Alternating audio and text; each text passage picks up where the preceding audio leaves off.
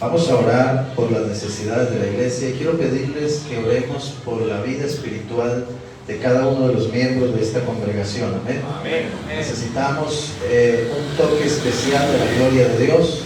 Necesitamos la presencia de Dios fluyendo en nuestro ser, porque cuando la gloria de Dios fluye en nuestras vidas, todo se hace más llevadero, todo se hace más posible. Y ya no hay necesidad de encontrar fuerzas físicas, porque la presencia de Dios misma nos jala y nos impulsa a buscar su rostro. Oremos a Dios, eterno y soberano Dios, te damos gracias. Padre bendito de la gloria, estamos ante ti en este momento. Invocamos tu nombre, Señor Jesús, porque tú eres bueno. Para siempre es tu misericordia, Señor Jesús. Padre bendito, hemos creído que esta obra se sostiene al transcurrir del tiempo, no por la capacidad física o mental de los que estamos aquí, sino por tu misericordia, Señor Jesús. Creemos que por tu gracia estamos en pie. Creemos, Señor Jesús, que ha sido tu Santo Espíritu que de una u otra manera ha venido sosteniendo esta obra desde todos los flancos, Señor Jesús. A pesar de las dificultades personales, a pesar de las aflicciones de cada uno, a pesar de las necesidades, tú has sido bueno, Señor Jesús. Y aún conservas este grupo, Señor Jesús, aún conservas esta congregación por tu gracia. Ahora yo te ruego, Padre Celestial, que seas tú tomando el control de cada una de nuestras vidas, que tu Espíritu Santo se mueva en medio de cada uno de nosotros, Señor Jesús. Que depures en nuestro ser todo lo que nos sirve, todo lo que estorba, todo lo que contamina, Señor Jesús. Purifícanos, santifícanos, límpianos y llénanos de tu gloria, llénanos de tu poder, llénanos de tu presencia, Señor Jesús, porque a pesar de las dificultades, tu presencia es lo más importante. Alguno tendrá carencia económica, pero más importante es tu presencia. Alguno tendrá carencia de salud, pero más importante es tu presencia. Alguno tendrá conflictos en el hogar, en la familia, pero más importante es tu presencia. Señor Jesús, glorifícate con poder, muévete en medio de este pueblo, amado Dios, y permite, Señor, que tu gloria se establezca en cada uno de nuestros corazones. Te pedimos asimismo en esta mañana que seas tú hablando a nuestras vidas, Señor Jesús, conforme a tu voluntad, según sea tu propósito. Háblanos al corazón y permítenos sentir tu presencia y permítenos oír directamente tu voz, Señor, en esta mañana. Dispón nuestros corazones, Señor Jesús. Toma posesión de mi mente, de mi boca, de mi voz, para que al abrir mis labios me sean dadas palabras de sabiduría, acompañadas con poder desde lo alto, en el nombre de Jesús. Alabado sea el nombre de Jesús. Vamos a tomar lectura de la palabra del Señor en el primer libro de Reyes. Primer libro de Reyes, capítulo 19. Gloria al nombre de Jesús. Primer libro de Reyes, capítulo 19. Vamos a leer los primeros 13 versos para la gloria del Señor. Del primer libro de Reyes, capítulo 19. Gloria al Señor. Amén. Amén. Dice la palabra del Señor, todos a una sola voz. Dice la palabra del Señor: Acab dio a Jezabel la nueva de todo lo que Elías había hecho y de cómo había matado a espada a todos los profetas.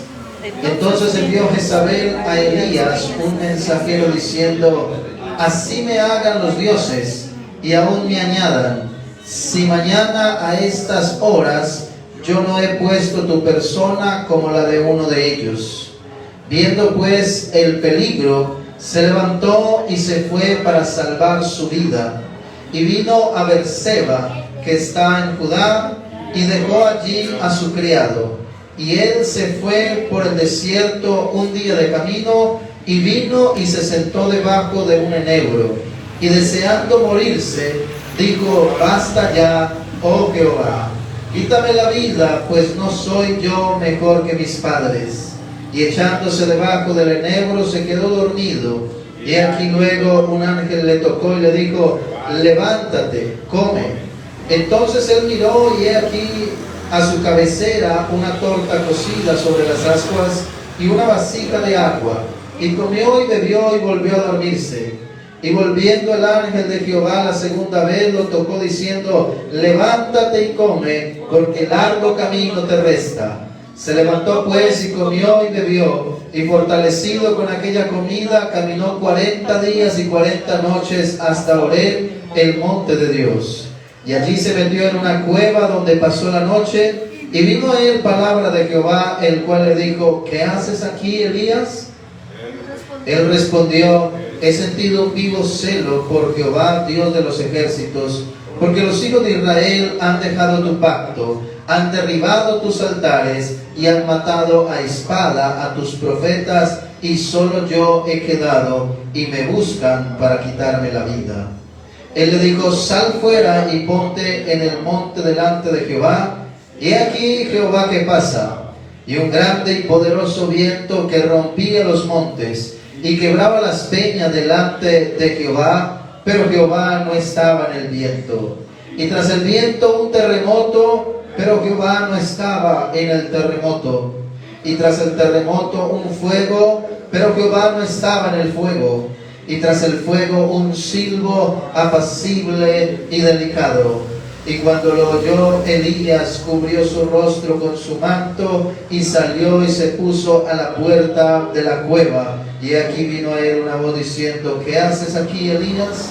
Él respondió: he sentido un vivo celo por Jehová, Dios de los ejércitos, porque los hijos de Israel han dejado tu pacto, han derribado tus altares y han matado a espada a tus profetas, y solo yo he quedado, y me buscan para quitarme la vida. Amén. Gloria a Dios. Démosle una alabanza al Señor. Gloria a Dios. Al nombre de Jesús, toda la gloria. Pueden tomar asiento. Quiero predicar en esta mañana con la ayuda del Señor bajo el título: un silbo apacible y delicado. Amén. Primero tenemos que analizar el hombre que aparece en la escena, que es Elías. ¿Y quién era el profeta Elías? Es el profeta del fuego. El profeta del fuego. Hagamos rápidamente memoria de las proezas de Elías. Elías Tisbita, según es reconocido en la escritura, un hombre que Dios escogió como vocero de Dios para la gente en el pueblo de Israel. Un hombre que tuvo una estrecha relación con Dios. Tan estrecha era la relación de Elías con Dios, que Dios respondía ante sus oraciones con fuego. Amén, amén. La Biblia dice que un día un rey lo mandó a llamar y mandó a un capitán y a 50 hombres. Y cuando se presentaron ante Elías, Elías dijo: descienda fuego del cielo, y los consumió a todos los 51 hombres. Amén. Luego mandaron a otro capitán con otros 50 y la misma historia pasó. Y cada vez que enviaban a un hombre a buscar a Elías, Elías respondía con fuego. También dice la palabra del Señor que un día estaba el pueblo de Israel claudicando en medio de dos pensamientos, pues no sabían si Jehová era Dios o si Baal era Dios. Entonces Elías retó a los profetas de Baal y les dijo: si hagamos una cosa delante del pueblo, le dijo: mire, si Baal es Dios, que descienda fuego del cielo como señal y seguiremos a Baal. Pero si Jehová es Dios, que descienda fuego del cielo ante la oración a él y que consuma todo el sacrificio, y entonces sabremos cuál es el verdadero Dios. La Biblia dice que empezaron los profetas de Baal Y eran 450 hombres que prepararon el altar, que empezaron a hacer sus oraciones, empezaron a clamar al profeta Baal. Y tan aguerrido y osado era Elías que se burlaba de ellos y les decía: ¡ja, ja! Y griten más duro que de pronto está durmiendo, hablen más duro que de pronto está ocupado, y por eso no les oye. Y los hombres de Baal empezaron a sajarse la piel, haciendo sacrificios humanos, cortándose la piel, esperando que Baal respondiera con fuego, y no respondió. Entonces dice la escritura que llegó el turno de Elías, y Elías tomó un buey y lo organizó en el altar. Lo primero que hizo fue organizar el altar que estaba destruido, el altar de Dios que estaba destruido, y entre otras cosas es una tipología de la vida espiritual de cada uno. Hay quienes todavía no han visto el fuego de Dios porque su altar está destruido. Hay quienes todavía no han sentido la gloria de Dios porque su altar está en ruinas. Y qué bueno que en esta mañana nosotros podamos entender lo que la Biblia dice y podamos reconstruir nuestro altar, nuestra vida en la presencia de Dios. Y empezó Elías a organizar las piedras de aquel altar, organizó todo, mató al pueblo, organizó todo él solito, contra 450 él solito, y le sumó un valor agregado. Dijo: bueno, pues para que no quede duda, mandó a hacer una zanja alrededor y la llenó de agua y roció todo con agua para que no quedara duda que de pronto fue una chispa del sol, qué sé yo. Entonces todo quedó inundado con agua, y oró Elías a Dios. Su oración duró máximo 1 minuto. Fue la oración de Elías, 1 minuto de oración. Y después de que hubo orado Elías, la Biblia dice que descendió fuego del cielo, que lamió toda el agua que estaba alrededor del altar, consumió al buey, consumió todo, y el pueblo entendió que el único Dios verdadero era el Dios de Elías. Todo eso aconteció en la vida de Elías, y era un hombre grande entre los grandes. De hecho, la escritura muestra que es uno de los pocos hombres que fue tomado por Dios y fue desaparecido de esta tierra. La Biblia dice que carros de a caballo de fuego se llevaron a Elías para el cielo. Y en este momento la escritura también dice, en cuanto a las profecías, dice la palabra del Señor, que cuando venga el Señor, o cuando vengan los tiempos, tendrán 2 testigos, y uno de esos testigos es el profeta Elías. También dice la escritura que el espíritu de Elías vendría antes de la manifestación del Señor Jesucristo, espíritu que reposaba en el profeta Juan el Bautista. Entonces, todo eso para hacer memoria de quién era Elías, para que entendamos que Elías no era ninguna lagañamico, como decimos nosotros, no era cualquier cosa. Era un hombre de Dios, era un hombre que inspiraba temor, respeto. Nadie se le acercaba. Las personas que sabían lo que había sucedido con él sabían que a él no se le podía acercar mucho, porque en cualquier momento descendía fuego y los quemaba vivos. Entonces era un hombre de Dios, usado por Dios. 3 veces oraba Elías, oraba todo el tiempo, estaba en comunión estrecha con Dios. Pero a pesar de todo eso, a pesar de su estrechez con Dios, a pesar de haber visto la gloria de Dios con sus ojos naturales muchas veces, un día cualquiera llegó a Elías un momento de crisis. Un día cualquiera llegó a Elías una depresión que por estos tiempos está tan de moda. Un día cualquiera Elías no se sintió fuerte. Un día cualquiera Elías quiso morirse porque su vida estaba en peligro. La Biblia dice que después de que Elías hubo matado a los profetas de Baal, y después de que Elías, imagínese la autoridad que Dios le había dado, que dice la palabra del Señor, que Elías oró y no llovió durante mucho tiempo. Y después dice la escritura que Elías volvió y oró, y dice la palabra del Señor que entonces llovió como nunca había llovido durante mucho tiempo. Y todo por la oración de un hombre sencillo. La Biblia dice, hablando de Elías, que Elías era un hombre con pasiones semejantes a las nuestras. Elías sentía hambre, naturalmente. Elías sentía miedo. Elías sentía temor. A Elías también le daba angustia. A Elías también le daba todo lo que hoy en día nosotros experimentamos. Sentía temor ante el peligro. Todo eso sentía Elías. Pero era el profeta de Dios. Era el hombre que ante una oración corta hacía descender fuego del cielo. Pero un día vino la depresión a Elías. Y vino de la manera menos esperada. Elías era valiente contra los valientes. 50 hombres de guerra que venían a él para llevarlo. Y Elías los enfrentaba cara a cara y descendía fuego del cielo y los consumía. No era un hombre miedoso. Sabía quién respaldaba su vida. No le tuvo temor a 450 profetas de Baal que se vinieron contra él. No les tuvo temor. Pero la Biblia dice que un día una mujer lo amenazó. Y tras la amenaza de una mujer salió huyendo, despavorido, porque la mujer le hizo una promesa que al día siguiente moriría igual que cada uno de los profetas que él mismo degolló con sus propias manos.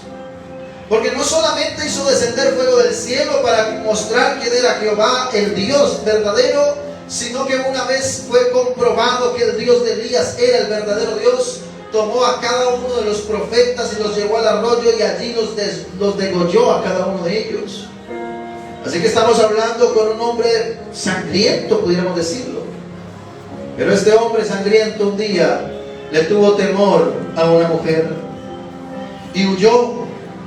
Y viendo el peligro, dice la Biblia, se levantó y se fue para salvar su vida. Y es algo que choca contra la razón, porque ¿cómo es que un hombre mata a tanta gente? ¿Cómo es que un hombre hace tantas proezas y ahora sale corriendo ante una amenaza? Pero ese es el profeta Elías. Y entonces dice la Biblia que huyó. Y cuando estaban lejos, miren lo que dice la palabra del Señor, que el verso 3, viendo pues el peligro, se levantó y se fue para salvar su vida. Y vino Berseba, que está en Judá, y dejó allí a su criado. Y él se fue por el desierto un día de camino. Y vino y se sentó debajo de un enebro y deseando morirse. Era el deseo de Elías. Elías se quería morir. ¿Usted ha escuchado gente que diga, me quiero morir? Me quiero morir. Y por poquito. Me quiero morir porque mi novia me dejó. Me quiero morir porque se me acabó el negocio.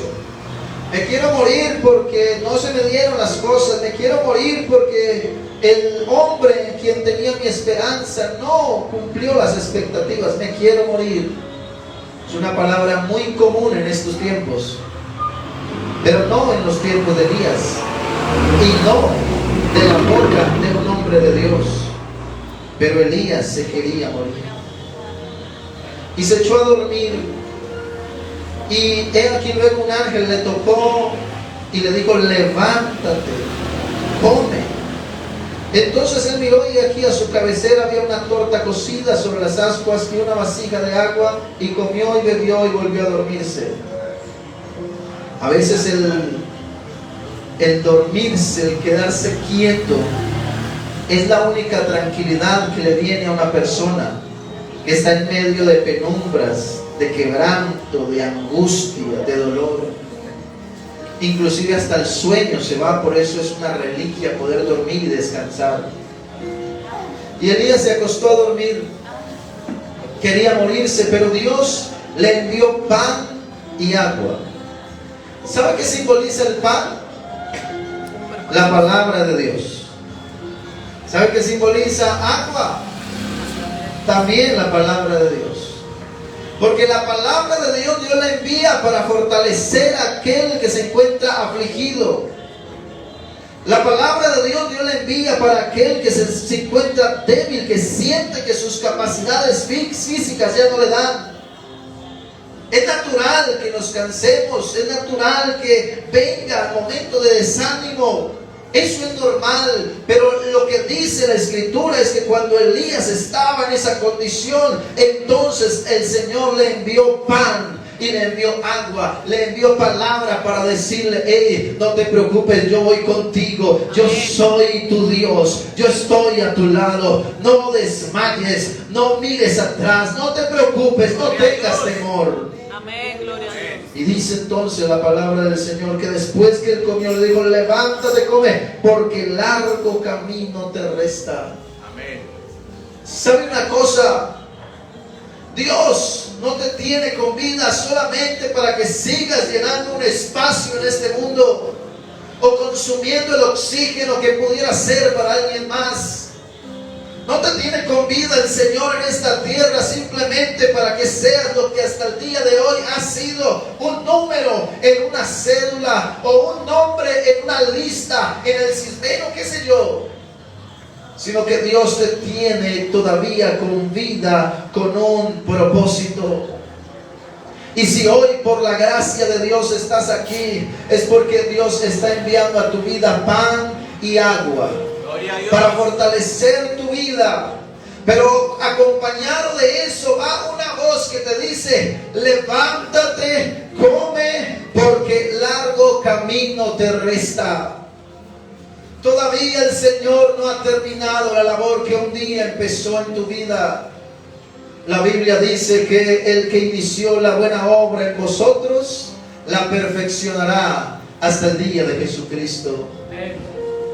Y entonces dice la Biblia en el verso 8: se levantó pues y comió y bebió, y fortalecido con aquella comida caminó 40 días y 40 noches hasta Horeb, el monte de Dios. El pan y el agua que el Señor le dio fueron combustible para 40 días y 40 noches en el desierto. Quiere decir que el Señor no le quitó la aflicción. Ojo a esto. No le quitó el problema. No le dijo: ya se solucionó todo, te puedes devolver. No. Simplemente lo fortaleció para que siguiera caminando por el desierto 40 días y 40 noches.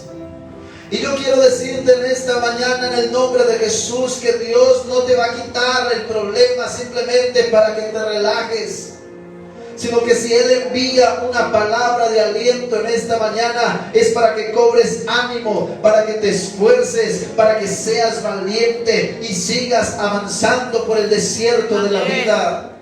Amén. Si cada uno de los que estamos aquí pusiéramos a contar lo que nos produce miedo, lo que nos produce temor, lo que angustia nuestro corazón, nos daríamos cuenta que en el caso individual realmente estamos mejor que otros. Porque hay quienes aquí luchan día tras día para levantarse con vida, pues su cuerpo no tiene la capacidad para sostenerlos en pie como a los otros. Hay quienes están aquí que, a pesar de que muestran una sonrisa cada vez que se encuentran a alguien, cuando llegan a su casa, la soledad los invade y los abraza y los presiona. No es fácil la vida para ninguno de los que estamos aquí, pero hoy el Señor nos dice: hey, yo estoy contigo. Gloria a Dios. No te voy a quitar el problema, quiero que aprendas a caminar con Él, y que cada día que veas tu cuerpo, que veas tu condición, te acuerdes que yo estoy de tu lado y te sostengo a pesar de lo que la gente diga, contra todo pronóstico. Hay gente que no debería estar aquí, que debería estar hace rato en una tumba, pero no está en la tumba no por la capacidad, sino porque Dios decidió que no era el momento, que no era el tiempo, que no era la hora en que debía partir. Amén. ¿Saben una cosa? Todos tenemos historias que contar. Todos tenemos momentos oscuros en la vida. Y yo sé que cada uno de esos momentos eran necesarios para poder estar en donde hoy estamos. Hemos caminado al borde del peligro. Hemos visto fieras en derredor nuestro rodeándonos y esperando para quitarnos la vida. Pero Dios dijo, no, aún no es el tiempo. Gloria a Dios. Hace muchos años, un hombre se ganó un premio como la fotografía más importante y de más impacto a nivel mundial. Se ganó el premio más alto que puede recibir un fotógrafo por una fotografía tomada. La tomó en el África, viajó hasta ese lugar y en medio de las necesidades, en medio de todo lo que hay en África, le llamó la atención un niño. Tendría por ahí 2 años aquel niño, demasiado flaco por no haber comido en mucho tiempo. Estaba acurrucado sobre el polvero en esa tierra árida y desierta. Y quiso tomar la foto, pero lo que llama la atención es que junto al niño había un ave de rapiña, esperando pacientemente el momento en que el niño dejara de existir para convertirse en su banquete. El hombre tomó la foto. La foto quedó en el registro. Se ganó el premio. Pero el hombre se quitó la vida. Se suicidó. Porque no pudo con todo el impacto que eso significaba. Y así como ese niño estaba allí esperando ya para morir, y aquel cuervo, aquel ave de rapiña esperando a qué momento las fuerzas se levantan totales para entonces devorarlo, así la Biblia dice que el enemigo de nuestras almas anda como león rugiente buscando a quien devorar. Y ese enemigo que tiene muchos secuaces a su favor, muchos demonios que le ayudan en su trabajo, andan haciendo un seguimiento permanente a usted y a mí. Y dicen, ya va a morir. Nos ven flaquear en la fe y dicen, ya va a morir. Como que desde el centro de mando Satanás le pregunta, ¿y cómo va aquel? Y el demonio le contesta, ya casi, jefe. Hoy no fue a la iglesia, eso está bien. Como si dijera, hoy no comió, hoy no hubo para comer, eso está bien. Ya casi, jefe. Su respiración se hace más lenta. Ya ni ora, eso está muy bien. No tiene agua, no tiene comida. En cualquier momento, quédate atento, porque no demora en morir. Sin embargo, todos, cada uno de nosotros hemos estado en esa condición, donde hemos estado a punto de morir, donde las decisiones personales nos han alejado del propósito de Dios, donde cada paso, cada decisión, cada palabra, cada pensamiento nos ha dado un paso hacia atrás para con Dios. Y el enemigo ha estado ahí listo. Pero no sé qué vio Dios en ti, y tampoco sé lo que Dios vio en mí. Pero de la nada envía pan y agua para que te repongas un poquito y cojas un poquito de fuerza.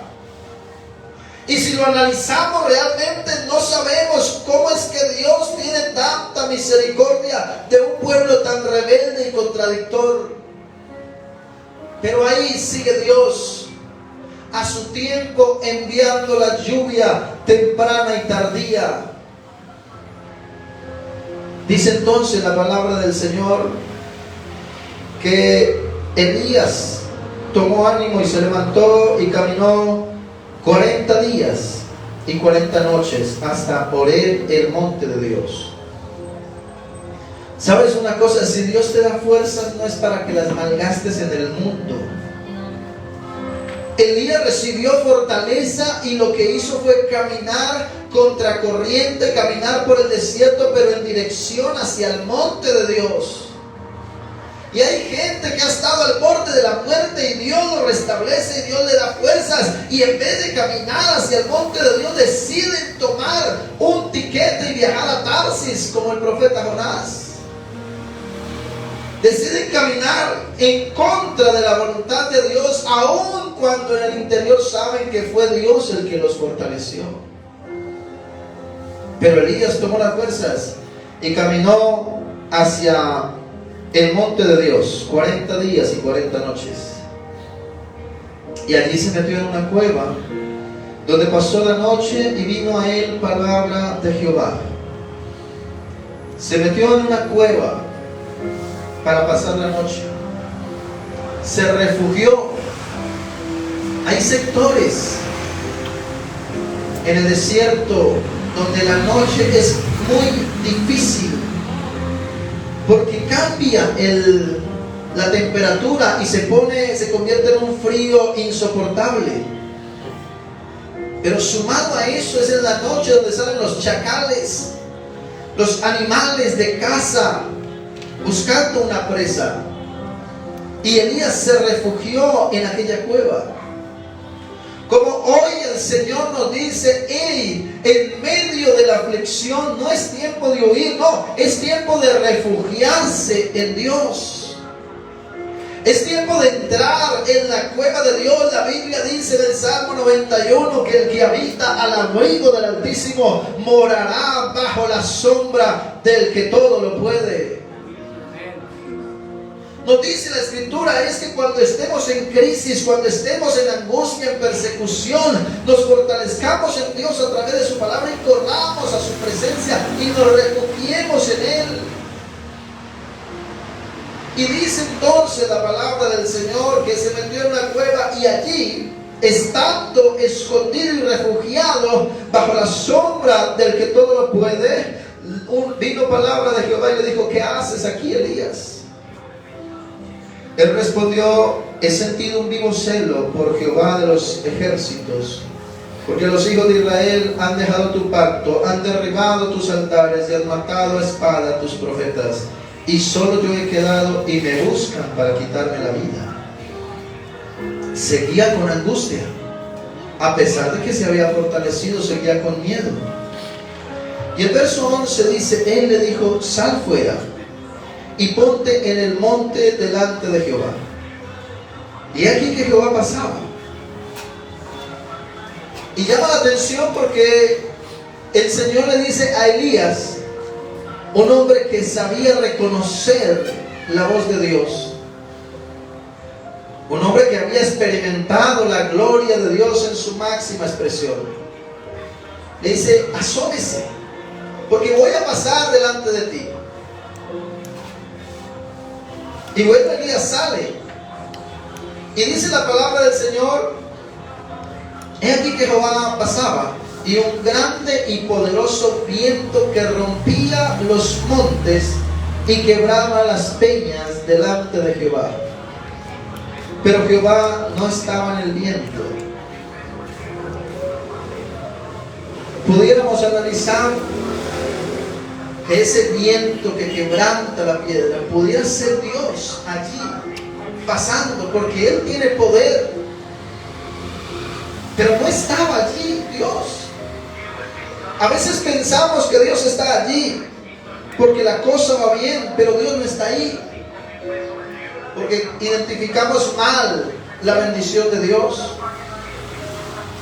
Y luego dice la palabra del Señor: pero Jehová no estaba en el viento, y tras el viento un terremoto. ¿Sabe qué dice la Biblia? Que ante la presencia de Dios la tierra tiembla. Así que posiblemente si fuera Dios el que pasaba ahí en medio del terremoto. Pero ¿qué dice la Escritura? Pero Jehová no estaba en el terremoto. Y tras el terremoto un fuego. Eso es conmigo, ese es mi negocio. Porque el profeta Elías era el profeta del fuego. Si algo había conocido Elías de Dios, era que él respondía con fuego. Sabía Elías que Dios es amor, pero también es fuego consumidor. Ese tal vez sí sea. Pero dice la palabra del Señor que Jehová no estaba en el fuego. Y si no está Dios en lo que yo creo que debería estar, y si no es Dios esto que estoy viviendo, esto que estoy pasando, si no es Dios el que está tras el viento o tras el terremoto o tras el fuego, entonces ¿cómo vendrá Dios a mi vida? Y tras el fuego un silbo apacible y delicado. Y cuando lo oyó Elías, cubrió su rostro con su manto y salió y se puso a la puerta de la cueva. Y aquí vino a él una voz diciendo: ¿qué haces aquí, Elías? El Señor no estaba en el viento que hacía retumbar la peña. Tampoco estaba en el terremoto que sacudía las placas tectónicas de este planeta. Tampoco estaba en el fuego que consumía todas las cosas. Y paradójicamente, esperando a un Dios rudo, fuerte, que inspiraba miedo y terror, ahora aparece un silbo apacible y delicado. Esperando condenación, vino un silbo de perdón. Un silbo apacible y delicado que llegó a los sentidos de Elías, y percibió Elías que ahí estaba Dios. A veces se nos ha enseñado mucho que Dios es juez, que Dios es juicio, que Dios es castigo.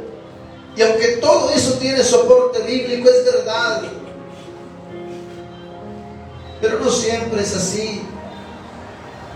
La Biblia dice que había un muchacho que vivía con su padre y su hermano. Y un día cualquiera se le ocurrió la genial idea de irse lejos, tomar su herencia e irse lejos. Su padre le entregó lo que correspondía y se fue lejos. Y por allá malgastó todos sus bienes, y cuando se dio cuenta estaba pobre, desnudo, en la indigencia total. Y digo: ¿será que Dios me perdona? Pues estaba sucio. ¿Será que mi padre me perdona? Y tenía cuestionamientos en su cabeza, como quizá hay mucho allá afuera, que un día caminaron con Dios y decidieron alejarse de Dios por diferentes razones, pero ahora estando allá y sintiendo en el corazón un deseo de volver al Señor, pero tienen una voz interior que le dice: ¿usted cree que Dios lo va a perdonar después de lo que hizo? ¿Usted cree que con Dios se juega?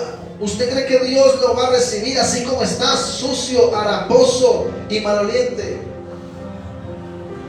Y el joven se fue hacia la casa de su padre por si de pronto hubiese oportunidad de perdón.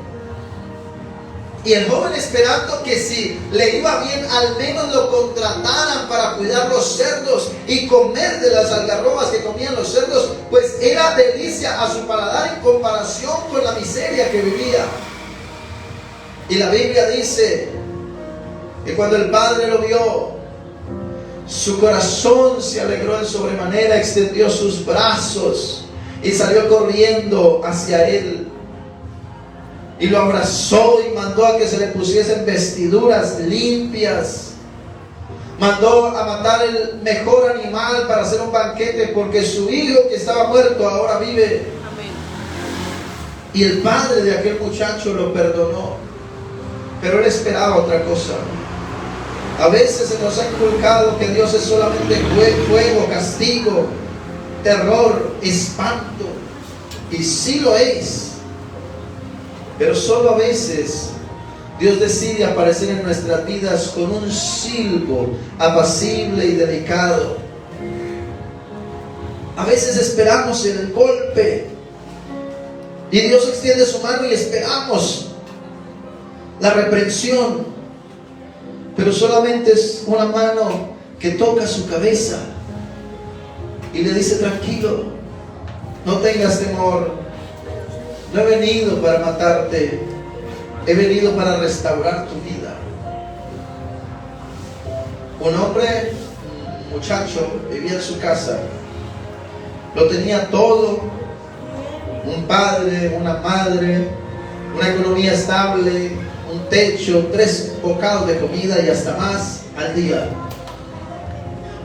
Y un día se le ocurrió, en la etapa de su adolescencia, probar las drogas, porque sus amigos le dijeron: hey, mire, prueba esto que se siente chévere.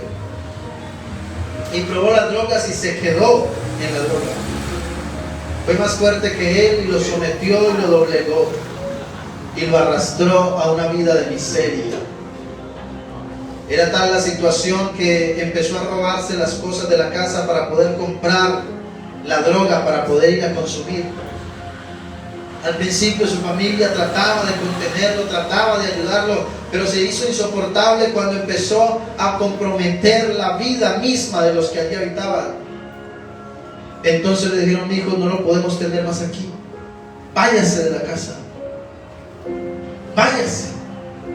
Mamá, pero usted es mi mamá, usted no me puede dar la espalda. Váyase, porque no aguanto más, porque me es difícil sostenerlo y me es difícil trabajar para que cuando llegue a casa encuentre que usted se llevó las cosas para venderlas por vicio. Váyase de la casa. Y aquel muchacho se fue y cayó en la destrucción al punto de caer a dormir en las calles, a oler a chichi, a popó, a comer literalmente de las basuras. Y con el pasar del tiempo no se volvió a saber de él. La familia quiso cerrar ese capítulo y no sabía si había muerto o si estaba vivo, no sabían, y preferían no saberlo. Y un día cualquiera alguien llama a la puerta y le dice: ustedes son los padres de fulanito de tal. Y dicen: sí.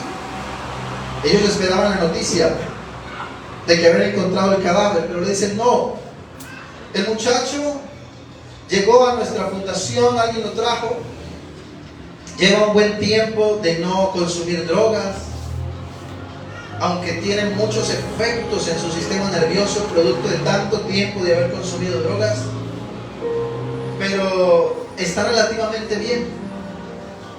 Y él pidió ponerse en contacto con sus padres, y queremos saber si ustedes le permiten o le atienden una visita. Los padres dijeron que sí, que claro, y llevaron al muchacho a la casa. El muchacho llegó a la casa ya siendo un hombre, y cuando le abrieron, el papá lo abrazó, pero él estaba inerte, con la mirada perdida todavía por los efectos destructivos de la droga en su sistema nervioso. La mamá lo abrazaba y lloraba sobre su hombro, pero él no se movía. Le dijeron: siga, y entró a la casa y se quedó parado en la sala. Y le hablaban y no respondía, solamente ahí, inerte. Cuando la mamá sirvió el almuerzo, dijo: bueno, llegó la hora de almorzar, pasen a la mesa.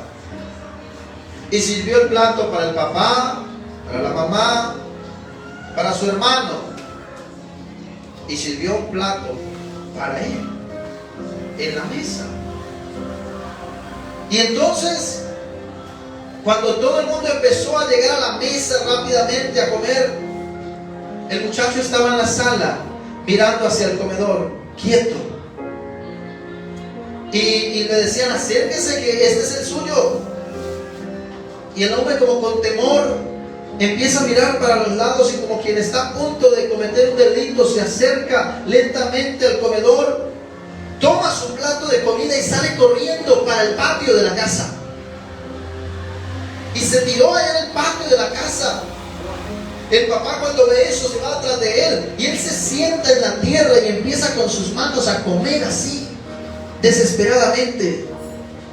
El papá va y llega donde él está, y cuando él ve que se acerca el papá, apaga sus ojos y aprieta porque espera un castigo, porque espera un golpe, porque eso es lo que estaba acostumbrado en la vida, que donde quiera que él robaba comida siempre venía un palazo, siempre venía un golpe, y está ahí esperando el golpe, y el papá le quita el plato, y mientras se va el plato él alcanza a coger unos granitos de arroz y se los embute así, y el papá con una mano le quita el plato y con la otra extiende su mano, y él espera el golpe, pero ahora recibe la mano y le dice: levántate y vuelve a la mesa, y lo lleva en rastras hacia la mesa, le pone el plato en el lugar de la mesa y lo sienta a la mesa y le dice: ese es tu lugar. Amén, amén. No tienes por qué estar comiendo de la basura,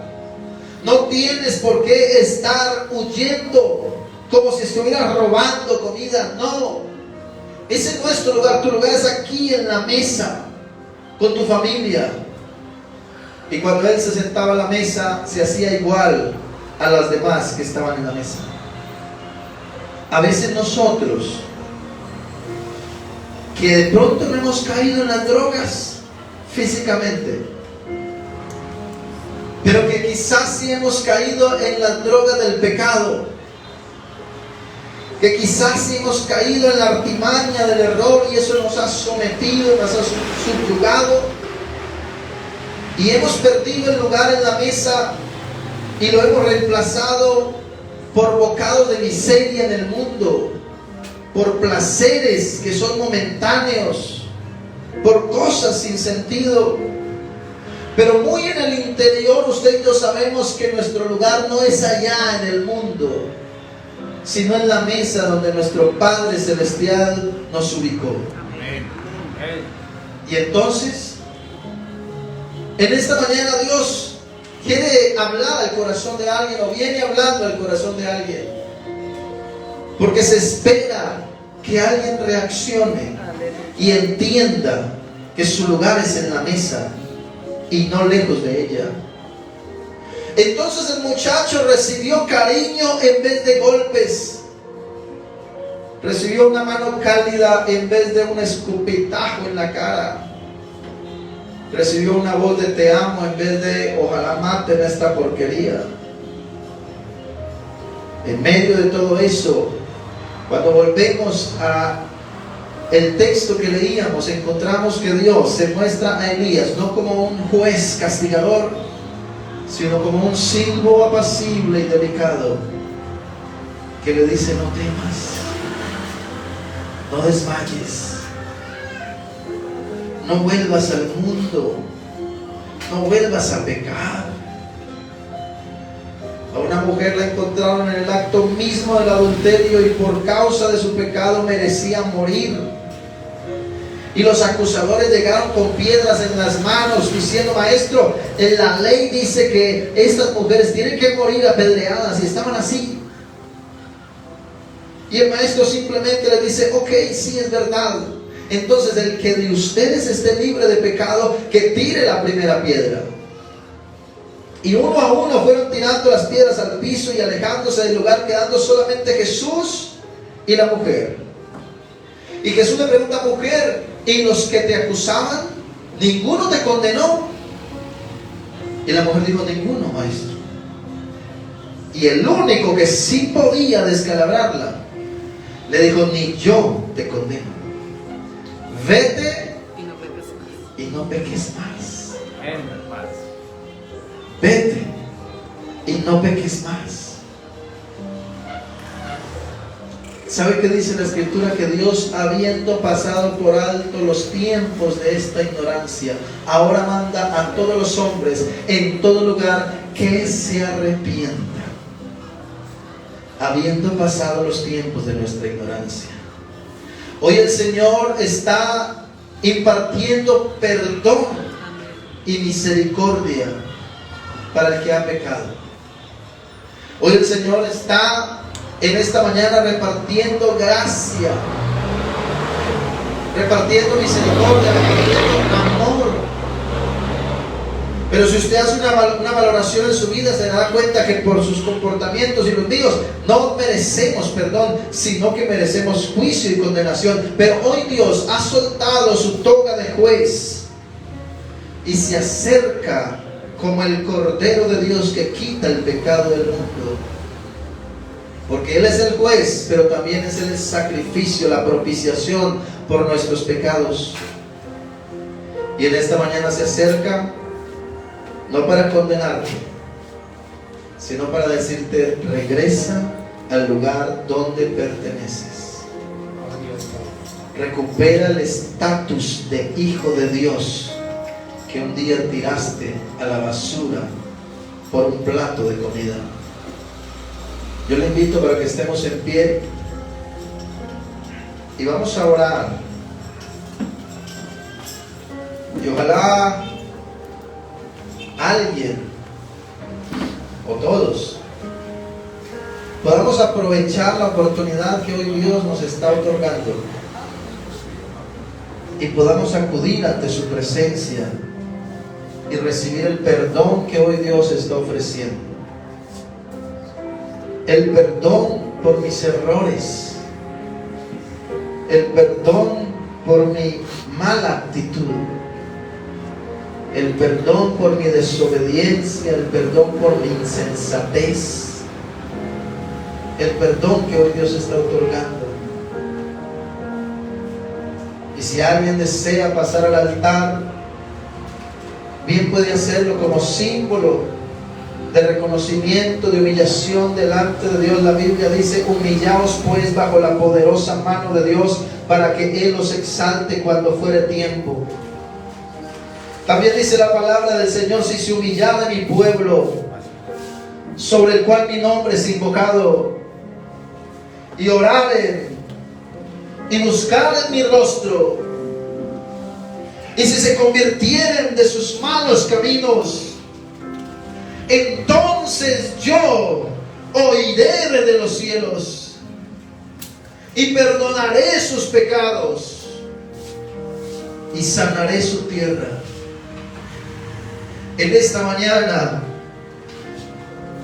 es un momento especial en el que Dios está actuando, obrando en los corazones, restituyendo lo que el mundo y las malas decisiones nos acarrearon en la vida y nos robaron. Hoy el Señor está proveyendo misericordia, perdón de pecados por su nombre. Hoy el Señor está derramando un bálsamo sobre los corazones heridos. Está derramando el Señor un ungüento sobre esas heridas abiertas producidas por nosotros y por otros.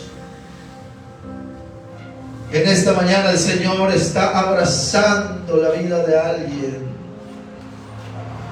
Está arropando, abrigando el corazón de alguien que ha sido lacerado, lastimado, humillado, menospreciado. Hoy el Señor no tiene la espada en su mano, sino que tiene una vasija de aceite para curar las heridas. La Biblia dice que 100 ovejas habían en un rebaño y 99 estaban en el lugar. Pero el pastor no se movió por las 99, ni preocupado por ellas se quedó allí, sino que dice la Escritura que se fue a buscar esa oveja número 100, que se había perdido, que se había equivocado, que había cometido errores, que no valoró lo que tenía en un principio. Esa oveja había decidido voluntariamente irse del rebaño, renunciar a los beneficios que tenía junto a su pastor, y corrió y brincó, y en su brincadera y en su vida cayó por allá entre espinos que la lastimaron, cayó en medio de una penumbra y estuvo en valle de sombra de muerte. No obstante, el pastor llegó hasta allá, y cuando la encontró sufriendo. La encontró como aquel niño de la fotografía, raquítica, enferma, lastimada, Y el problema era que no se movía mucho, porque si se movía las heridas la hacían doler. Por eso estaba inerte allí en esa condición. Pero el buen pastor la tomó en sus brazos. Sacó una a una las espinas de su cuerpo. Como hoy el Señor está arrancando las espinas del alma de alguien lastimado, ya sea por sus propias decisiones o la de otros. Y una vez hubo sacado las espinas de su corazón, derramó sobre esa persona o sobre esa oveja el bálsamo que cura las heridas. Como en esta mañana el Señor está derramando un bálsamo de misericordia, un bálsamo de perdón, una unción fresca que cicatriza las heridas abiertas.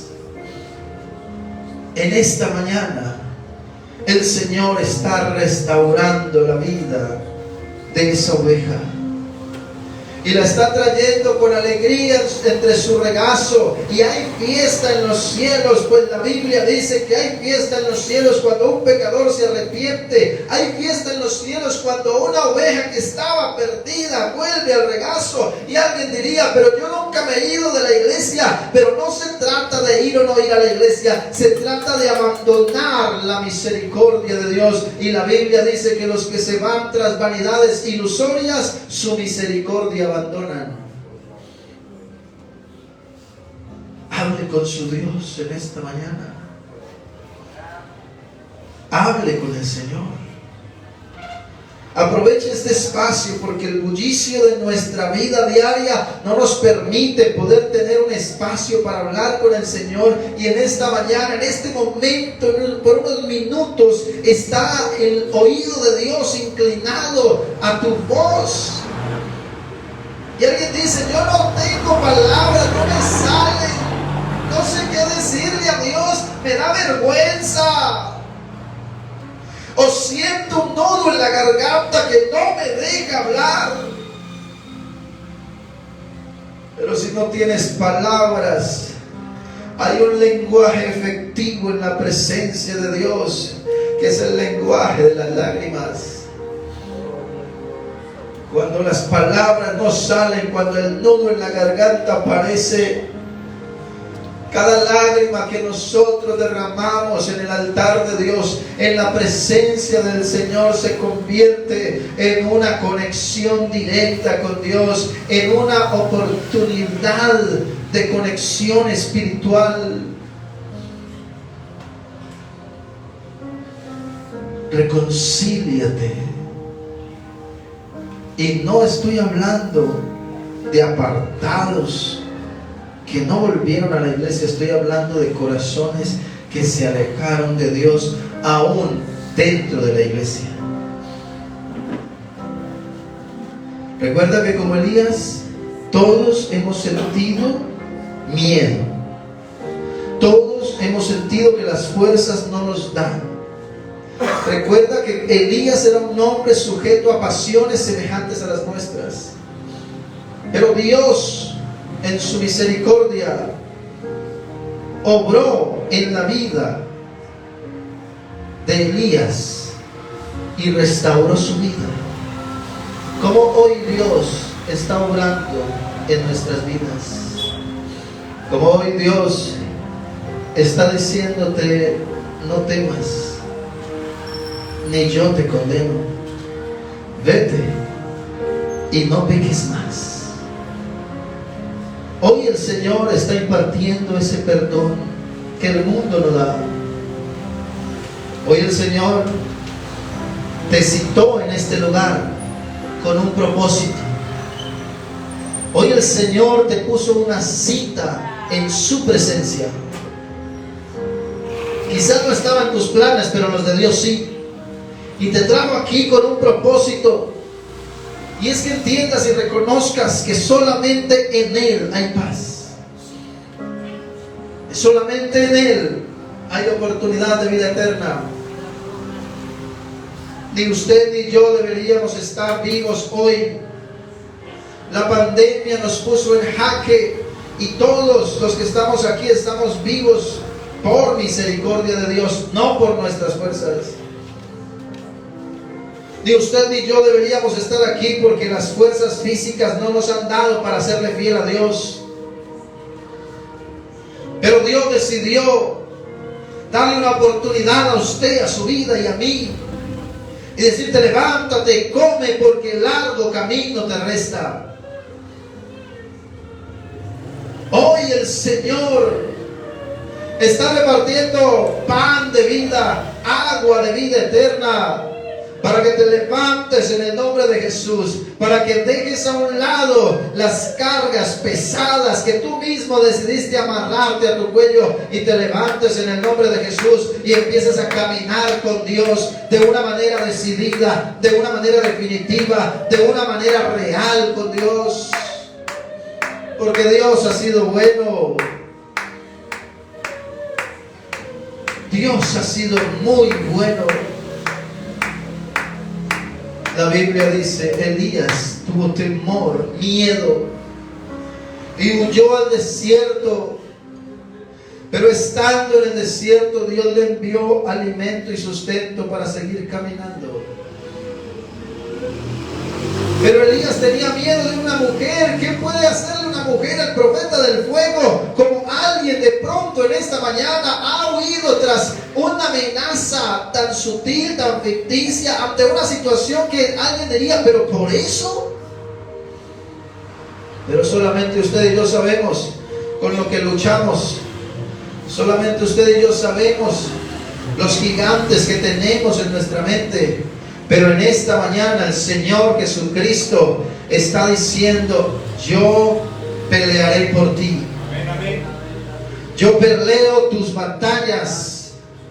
A veces Dios nos lleva a pelear y Él nos da fuerzas para pelear, pero en otras ocasiones, como en un día el Señor le dijo al pueblo: párense en la línea de batalla, pero no muevan un músculo, porque esta vez Jehová peleará por vosotros. Gloria a Dios. Y hoy el Señor te está diciendo: yo voy a pelear por ti en esta ocasión, pero necesito que confíes. Necesito que te pares en la línea de batalla y confíes, porque yo estoy contigo, porque yo soy tu Dios. Cuando David estaba en la cueva de Adulam, huyendo porque lo iban a matar, este también estaba en depresión, también estaba huyendo. Dice la Biblia que no tenía armas, no tenía espada, no tenía nada, y entonces pensó: ¿y cómo voy a pelear contra mis enemigos? ¿Cómo me voy a enfrentar a los filisteos? Pero también, ¿cómo me voy a enfrentar a Saúl si en algún momento quiere venir para matarme? Y entonces empezó a preguntar si alguien de casualidad tendría una espada. Y dice la Biblia que el sacerdote que estaba en ese lugar le dijo: mire, solamente tengo aquí en mi mano la espada con la cual le cortaste la cabeza a Goliat, el gigante, en el pasado. Y David dijo: ninguna como ella, dámela.